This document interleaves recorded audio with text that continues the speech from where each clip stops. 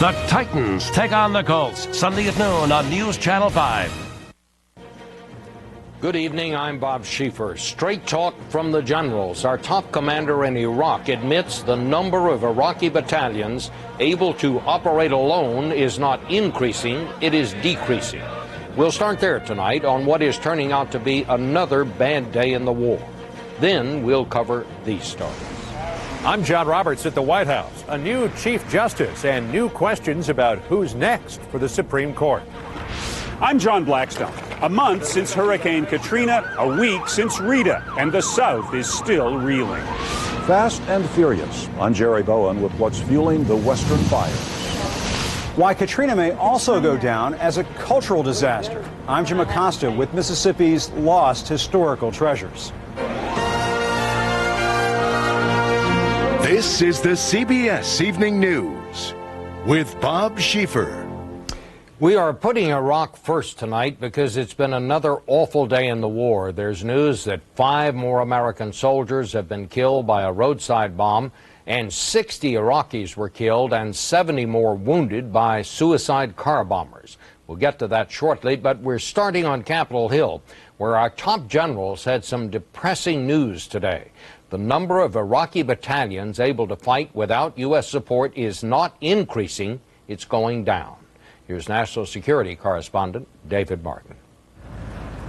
One of the keys to American withdrawal is for Iraqi troops to take over the fighting. But today's hearing of the Senate Armed Services Committee revealed that the number of Iraqi units capable of operating on their own has actually decreased. Previous report was you had 3 battalions. Now we're down to 1 battalion. Right, and things change in the battalions. I mean, that would only be about 700 soldiers. But General George Casey, the senior commander in Iraq, insisted many more, roughly 20,000, can carry out operations backed up by American troops, and pointed out that in the recent assault on Tal Afar, Iraqi soldiers outnumbered Americans for the first time. So have we lost ground? Absolutely not. President Bush, who met with Casey yesterday, has cited the buildup of Iraqi forces as one of the principal signs of progress. Now the increasing number of more capable Iraqi troops has allowed us to better hold on to the cities we have taken from the terrorists. But when committee members pressed Casey on when American troops can start coming home, the answers weren't reassuring. The next 75 days are going to be critical in what happens after that.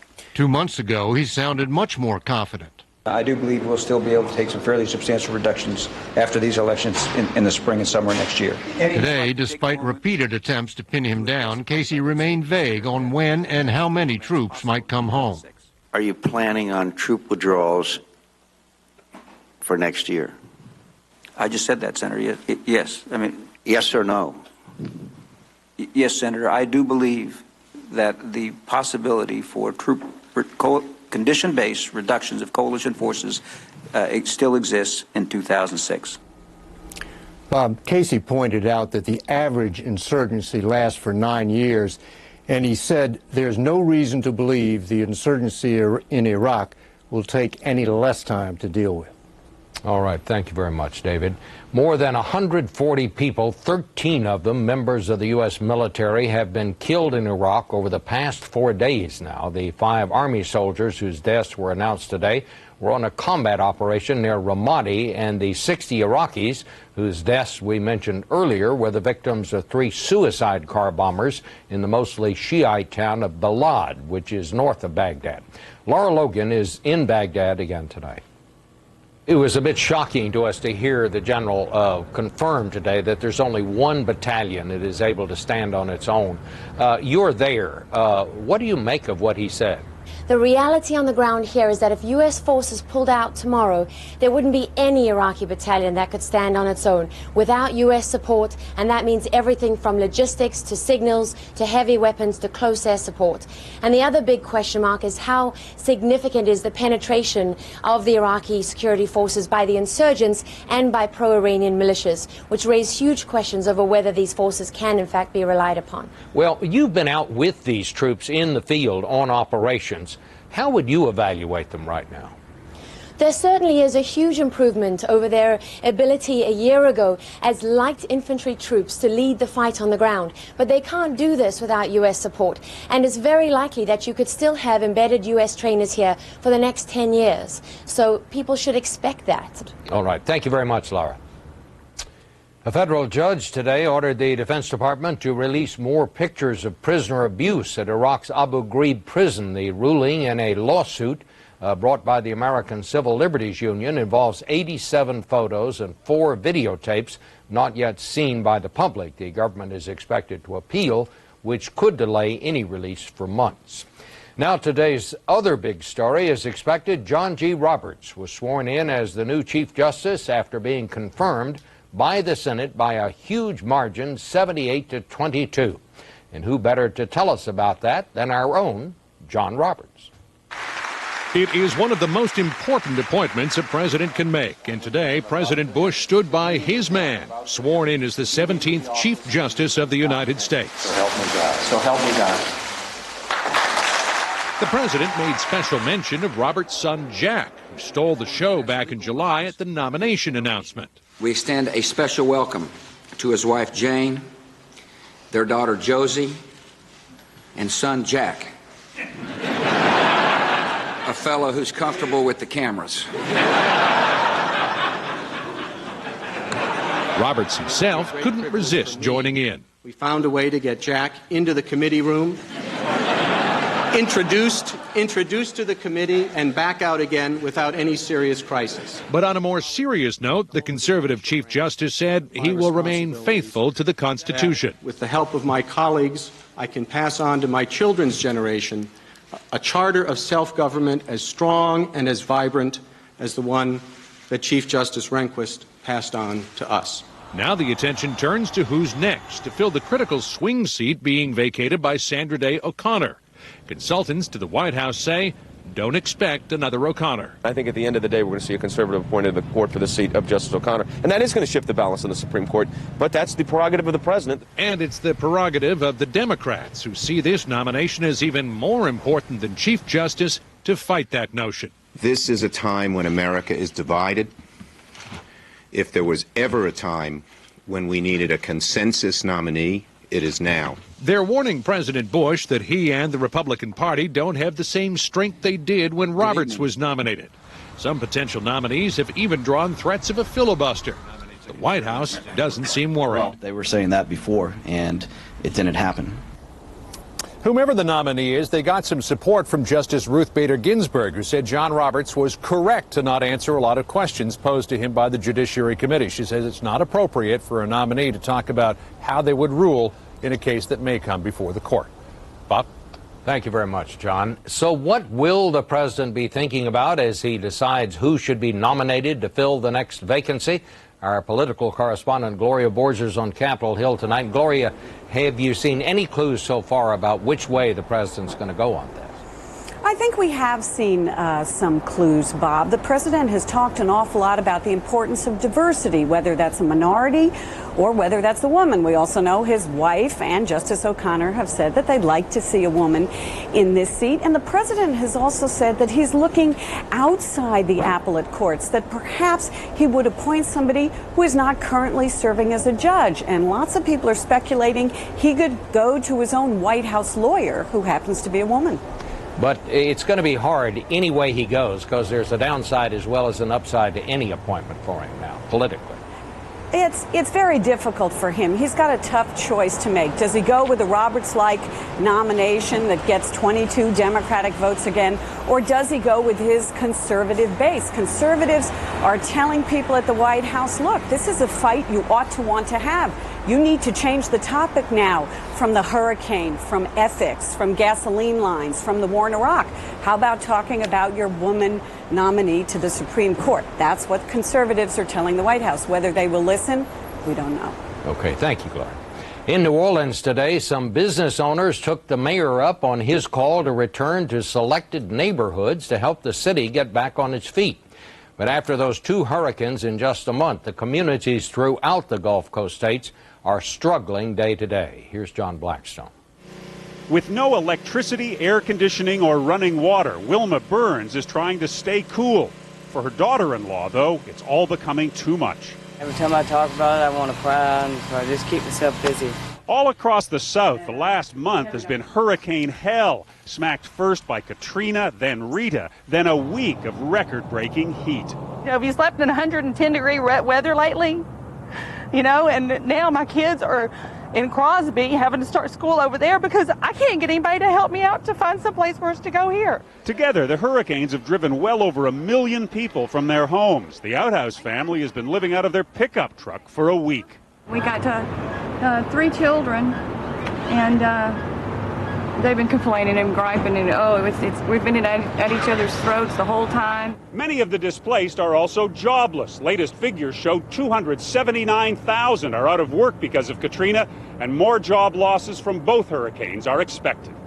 Closed refineries are fueling higher prices and fears of shortages. In Georgia, truckers spend hundreds filling their rigs. Ray Houston worries about getting diesel at any price. Well, I don't want to get caught with that now, because some days they say there's going to be a shortage. Here in Houston, there's growing concern about the costs of housing some 150,000 evacuees from New Orleans.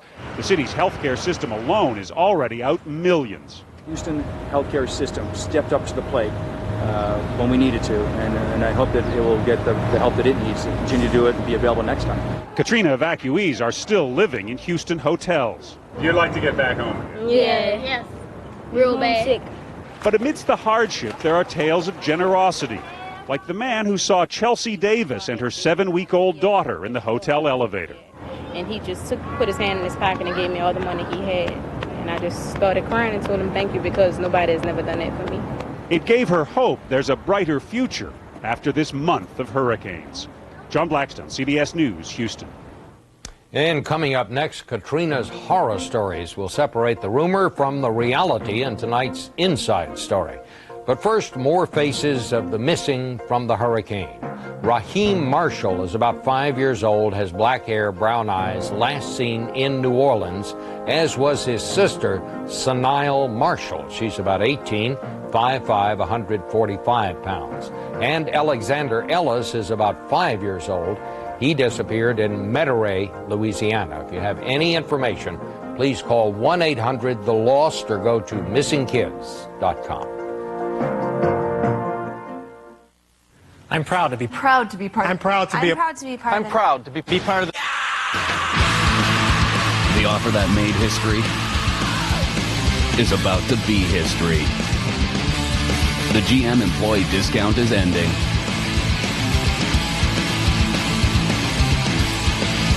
Only 24 hours left. You pay what we pay, but only until Friday. Hi. Stupid allergies. Poor kid can't sleep. He's all congested from nasal allergies. Only Nasonex is clinically proven to treat and help prevent congestion and other seasonal nasal allergy symptoms. Let's tell his mom.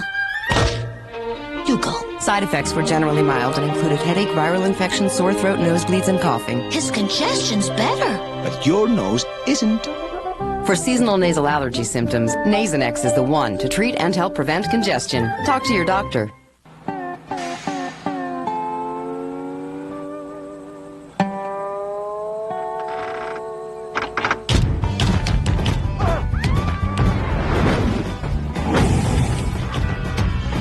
To hold things that can make a really big mess, use Glad ForceFlex trash bags. The only bags with stretchable diamond texture to prevent rips and tears. Glad ForceFlex and new ForceFlex with odor shield. For stretchable strength, get Glad. Oh, hey, hi, I'm Digger. Don't mind me, I'm just a dermatophyte. You know, a nail infection. All I want is to get in here and live under your nail. You can't get me with clippers or those surface treatments you try on your own. I'm in too deep in your nail bed.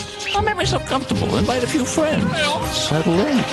Do you have thick, discolored, or flaky nails? Millions of people do. It may be caused by an active live infection. That's why you should ask your doctor about prescription-only Lamisil. Unlike surface treatments, Lamisil is a pill that works through the bloodstream to target and attack the infection infection at its source, underneath the nail. In fact, you can start to see clearer, healthier nails in just 3 months. Lamisil isn't for people with liver or kidney problems. In rare cases, serious side effects in the liver or serious skin reactions have occurred, so your doctor may do a simple blood test. Other side effects including headache, diarrhea, indigestion, and rash were generally mild. Ask your doctor about Lamisil. Once daily Lamisil tablets. Get your nail infection where it grows. Officials in Louisiana today raised the death toll from Hurricane Katrina. They now say 923 people were killed in the state. That is still far from the 10,000 the mayor of New Orleans once predicted. A lot of speculation, a lot of rumor and reports in the immediate aftermath of the storm are turning out now to be flat wrong. Sharon Alfonsi now with tonight's Inside Story. In the hours after Katrina hit, New Orleans was a city that seemed to be overwhelmed with crime and residents who were out of control. Stories of rape and murder spread inside the dark corridors of the Superdome. Rumors that culminated with confirmation from city officials. Our police officers have been in gun battles, running out of ammunition. On the Oprah Winfrey Show, New Orleans Mayor Ray Nagin fueled the country's worst fears. There are people standing out there watching dead bodies, watching hooligans killing people, raping people. But now, a month later, police are re-examining those reports, and they say they're simply not true. National Guard officials were called here to the Dome and told there were 200 bodies inside, including children with their throats slit. But when they got here, they found just 6 bodies. So you gave them 6 bodies, not 200. We did, no, 6. Lieutenant Colonel Thomas Barone was in charge of security at the Superdome. He said there was some fighting, but not the kind of horrifying violence that was widely reported. You were here pretty much 24/7 for a while. Yeah, absolutely. And you may have seen fights, but you said you never saw rapes. No. Never saw murder. No, not once. State health officials say 6 bodies were recovered from inside the dome, 4 from outside. None of those, to my knowledge, are homicide victims. And none were children. Still, those rumors may have hurt evacuees anyway. Relief workers were told not to respond to cries for help from the convention center because it was simply too dangerous. And while some police struggled to regain control of the city, investigators are now looking into whether others participated in the looting. A Times-Picayune reporter took these pictures of police taking DVDs from a local Walmart. Police announced today 4 officers have already been suspended. New Orleans now trying to clean up its city and its reputation. Sharon Alfonsi, CBS News, New Orleans.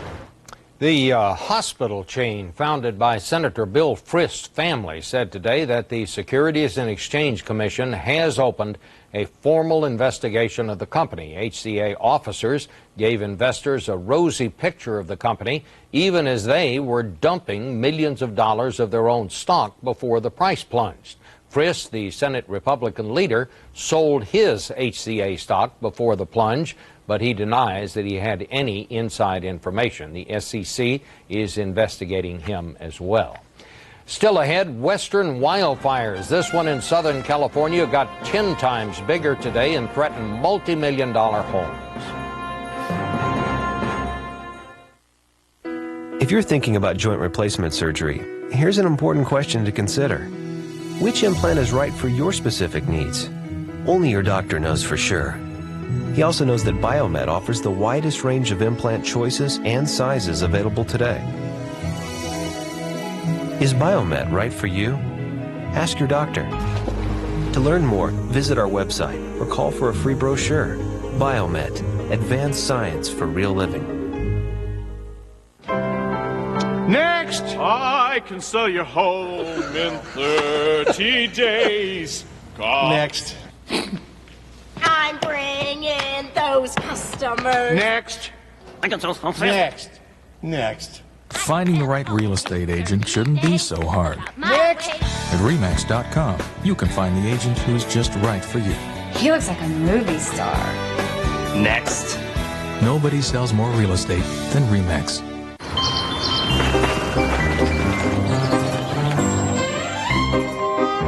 Introducing Crest Sensitivity with Whitening Plus Scope. Finally, maximum strength sensitivity protection and scope freshness. Crest Sensitivity. If you're a woman like me, you'd be smart to ask your doctor about prescription Actonel. ACTONEL. Act now and fight back with Actonel. What the world needs now is it's the only thing that there's just. Your call will be answered in 30 minutes. My car ready yet? Whatever happened to customer service? At DHL, it's alive and well. I'm on it. Call us and see how we're changing the way the shipping business does business. I'm not going to let health concerns hold me back. From doing a single lap, doing a single turn. Some multivitamins talk a good game, but Centrum Silver is a specially age-adjusted multivitamin with high levels of B vitamins, which emerging science suggests may help reduce the risk of vascular diseases, including heart disease, and with calcium to help maintain healthy blood pressure. I can't wait for my next gig. My next plunge. Centrum Silver, adjusted for your age and your life. In California today, Governor Arnold Schwarzenegger did what he said he would do. He vetoed a bill that would have made same-sex marriage legal in the state. Schwarzenegger said the issue should be decided by the voters or the courts. While most of us have been focused on hurricanes, wildfire season is suddenly opened again in the West with a fast-moving fire in Southern California. It raced through more than 17,000 acres of foothills and ridges around Chatsworth, threatening residents and dozens of expensive homes. Here is Jerry Bowen.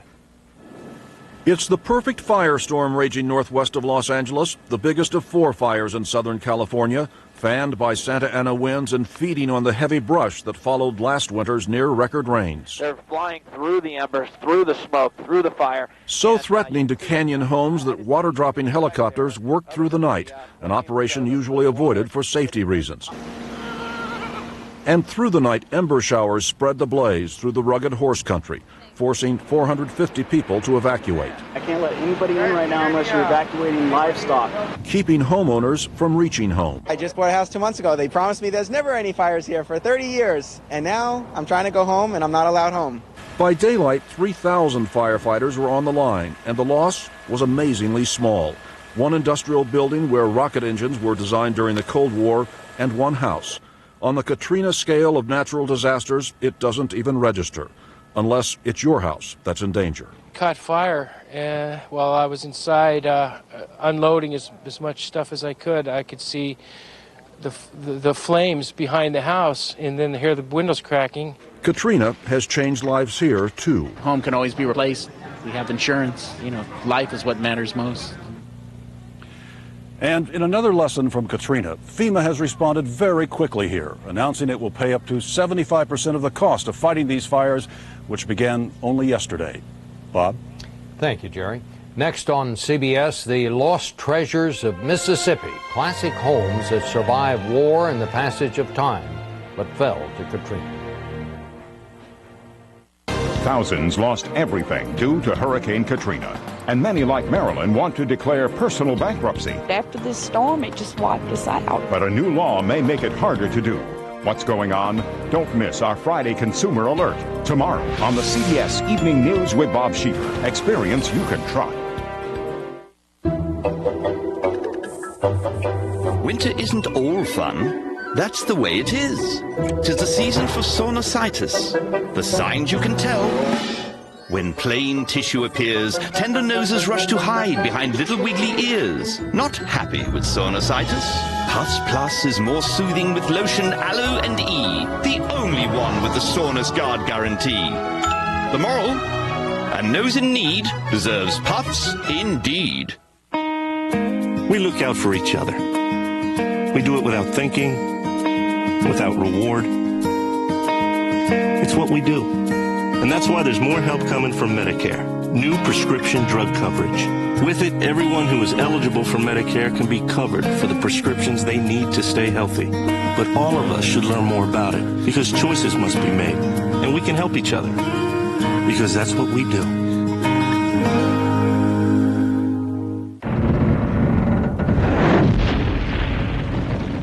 Ordinary toothbrushes can't stand up to it.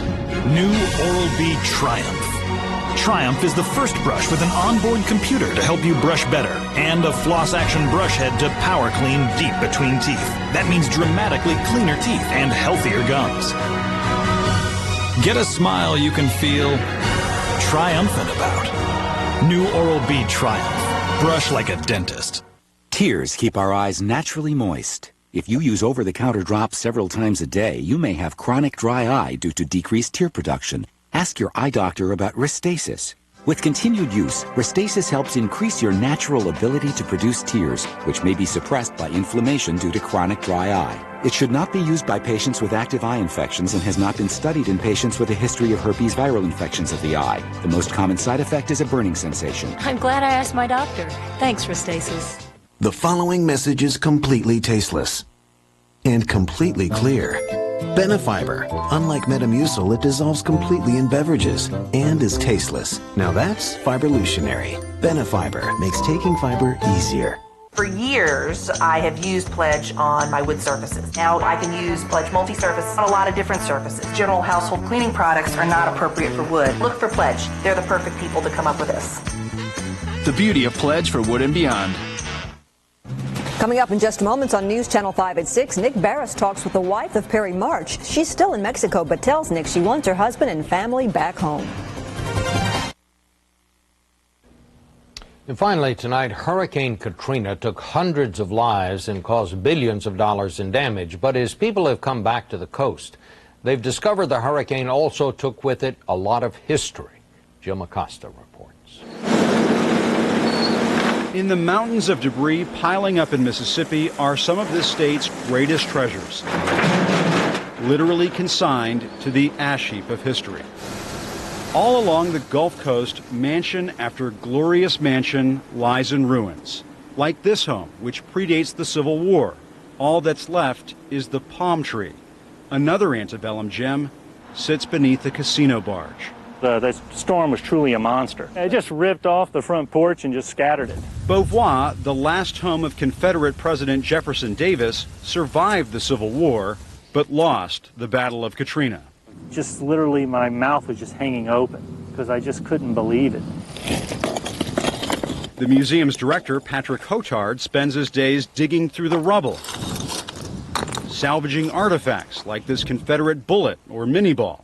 That's an example of sort of the small items that we have to look for amongst all this rubble and debris. It's extremely trying on the soul. Beauvoir's rebel uniforms and rifles are drying out inside a climate-controlled facility. With all of this devastation, Katrina herself has made American history, leaving the South with its largest reconstruction project since the Reconstruction. We had a garden. Also wiped out by a runaway casino barge was this house built by Biloxi's freed slaves. So it just took my heart. The Pleasant Reed home was one of the region's only links to its African-American heritage. But that history, that piece of history, has been lost. It's been lost, but it's still in our hearts and in our minds. James Crowell, a museum board member, pledges all of it will be rebuilt.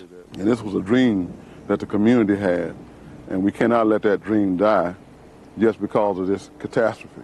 Now, the state with such a turbulent history has a common dream. And years from now, people will be able to come back to this site and see the house, and they'll say, this is like how I remembered it.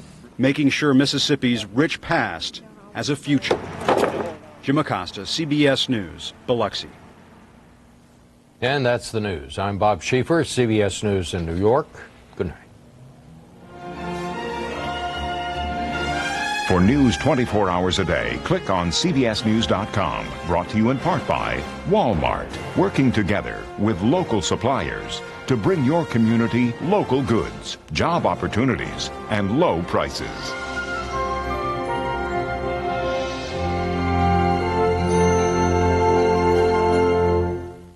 Why it may become harder for you to declare bankruptcy. Tomorrow, experience CBS News. Perry March's wife is now forced to handle things all alone in Mexico. Tonight, we talk exclusively to her about her husband's arrest. And one of the men involved in the shooting on Vandy's campus is in police custody tonight. And it certainly felt like fall today. Tonight is going to be the coolest night we've had in 5 months. Your news begins now. from your news and information leader, winner of the Emmy for News Excellence. This is News Channel 5 at 6. Good evening, everyone. I'm Scott Arnold. Chris Clark has the night off. And I'm Vicki Yates. Thank you for joining us. She calls a $3 million bond unfair and now wants her husband back. Tonight, Perry March's second wife, Carmen, is speaking out about the murder case and the way her husband's been treated since his arrest. News Channel 5's Nick Barris spoke exclusively with her this afternoon. Now, this is her first interview since he's been here. Since he's returned to Nashville, that's correct. The first time we've talked to her about it. She is still in Mexico. We talked to her by phone, but she's there minding the restaurant that she and Perry opened in Ajijic, Mexico. She does say, however, she hopes to visit Nashville and her husband soon. Carmen Rojas March is now on her own in Ajijic, Mexico, left alone